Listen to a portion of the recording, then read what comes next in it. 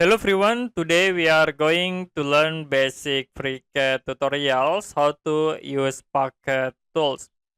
Create new drawing and change into part design. Click create body, create sketch and choose top plan.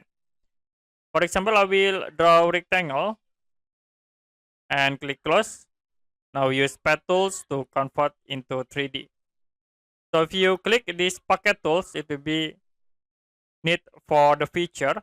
So I will draw feature. You can select in the top face and click create sketch. I will draw circle as example like this. Click close. Now you can use pocket tools and it will be automatically create holes with length 5 mm for default. If you want to create holes, you only change dimension into stroke all. If you done, you can click OK. So to use Pocket, we can create for the profiles or feature.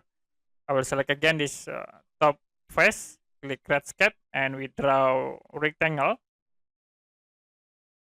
Click close, and then you can use this Pocket tools with length 5 mm. Click OK. Okay, that's it for a basic FreeCAD tutorial how to use Pocket tools. And if you have any question about this tutorial, you can comment below this video.